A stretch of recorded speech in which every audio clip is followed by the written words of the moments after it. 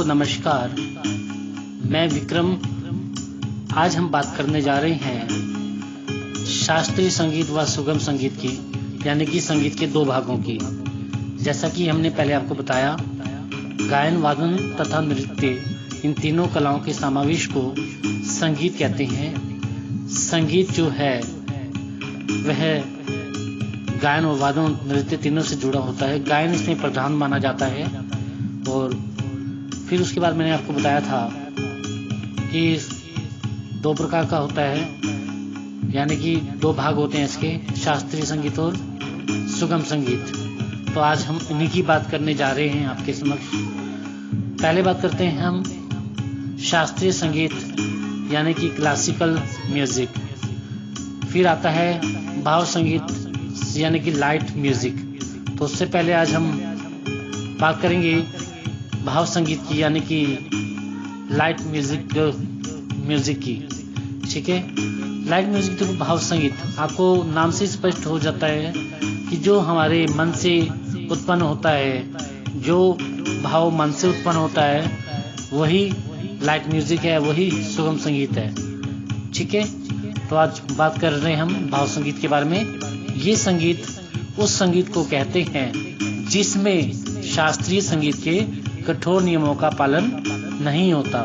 जी हाँ, शास्त्रीय संगीत में तो कठोर नियम होते हैं, लेकिन इस संगीत में शास्त्रीय संगीत जैसे कठोर नियम नहीं होते हैं।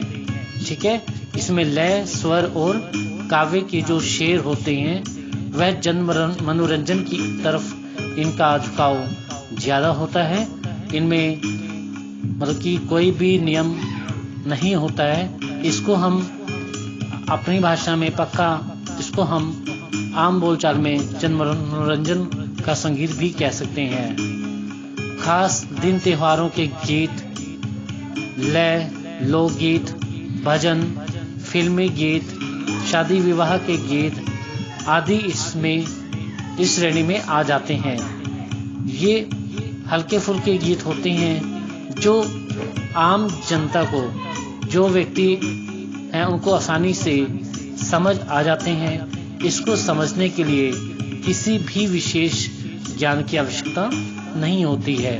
भाव संगीत राग की शुद्धता की तरफ कम और जन मनोरंजन की तरफ ज्यादा इसका झुकाव होता है, ध्यान दिया जाता है।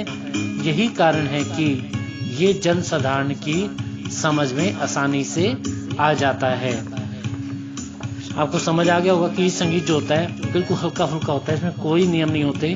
इसमें स्वर, लय और शब्दों की प्रधानता रहती है।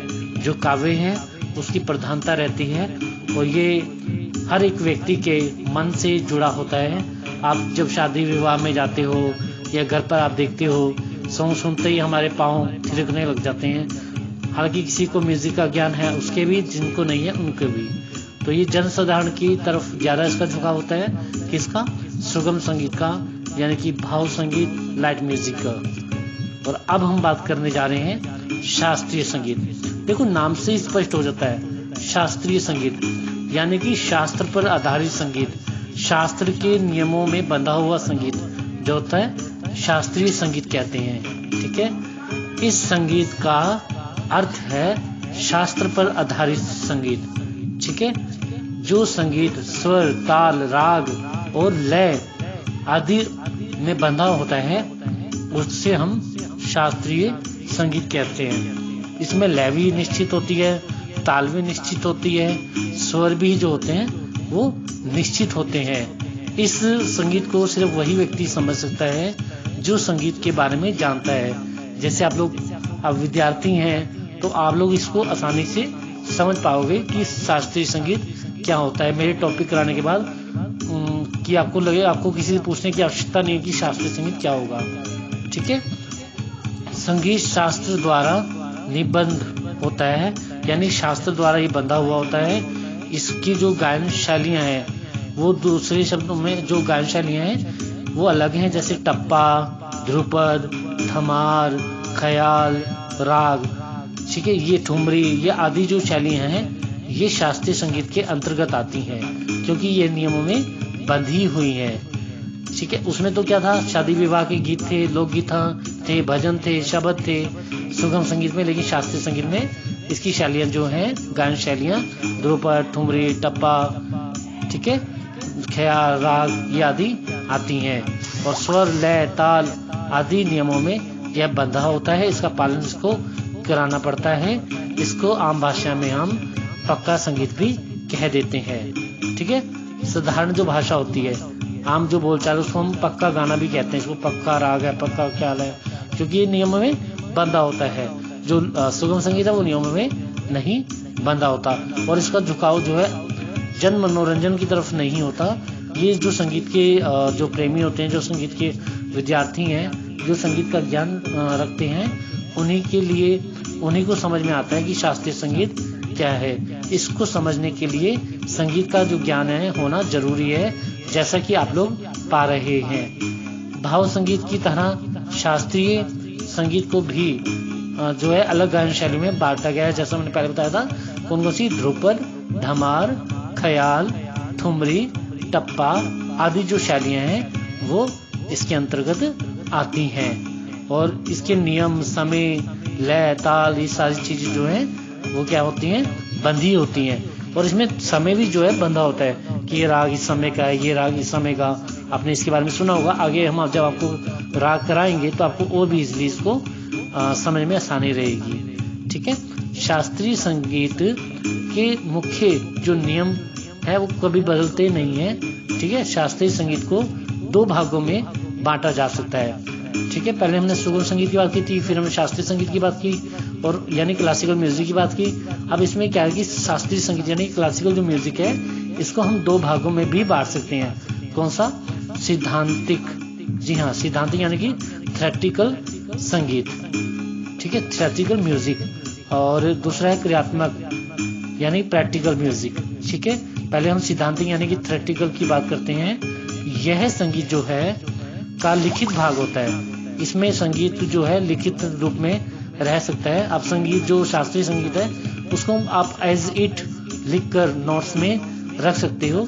उसको आप जब भी नोट्स देखोगे आपको वही लय में मिलेगा। इसके अलग अलग चिन्ह होते हैं, अलग अलग चिन्हों से इसको बांटा जाता है। तो पूर्ण संगीत जो होता है वो शास्त्र, इसमें जो है सारा शास्त्र आ जाता है, जैसे नाद, श्रुति, स्वर, सप्तक, राग, गराम, आलाप, तान, गत और संवाद। ये सारी जो चीजें हैं वो इसके अंतर्गत आ जाते हैं। किसमें, थ्योरेटिकल म्यूजिक में। ठीक है, यानी कि सिद्धांतिक संगीत में। तो अब दूसरा जो आता है वो आता है आपका क्रियात्मक शास्त्रीय संगीत, यानी कि आपका जो आ गया प्रैक्टिकल, है ना। इस संगीत के क्रियात्मक अंग में हम गायन, वादन और नृत्य के भिन्न भिन्न जो घरानों की जो गायन शैलियां हैं उसको हम गाते हैं। ठीक है, उसको हम गाते हैं, जैसे रख सकते हैं गायन के रूप में रख सकते हैं। इस तरह संगीत का यह अंग जो है बहुत विशाल हो जाता है। इस तरह यह संगीत स्वर लिपि की सहायता से, जी हाँ, स्वर लिपि की सहायता से हम इसको सुरक्षित आसानी से रख सकते हैं और ये सदियों सदियों तक रखा जा सकता है। संगीत के क्रियात्मक रूप में राग के आलाप, तान, सरगम, झाला, गत, मीड आदि की साधना आती है। संगीत का क्रियात्मक जो पक्ष है वो बहुत महत्वपूर्ण माना जाता है। तो आपको आसानी से समझ आ गया होगा कि सिद्धांतिक बताया मैंने आपको, थ्योरेटिकल, और उसके बाद मैंने क्रियात्मक यानी प्रैक्टिकल बताया। तो जो पहले तो मैंने आपको बताया कि सुगम संगीत और शास्त्रीय संगीत क्या होता है। सुगम संगीत आम मनोरंजन की तरफ इसका झुकाव रहता है। इसमें शास्त्र के नियमों का पालन नहीं होता।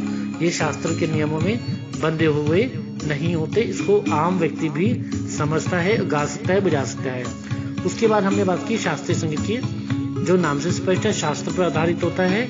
इसको गाने के लिए विशेष संगीत के ज्ञान की आवश्यकता होती है और इसमें शास्त्रीय नियमों का पालन किया जाता है। राग हो, ख्याल हो, ध्रुपद हो, धमार हो, इन सब का जो प्रयोग है वो शास्त्रीय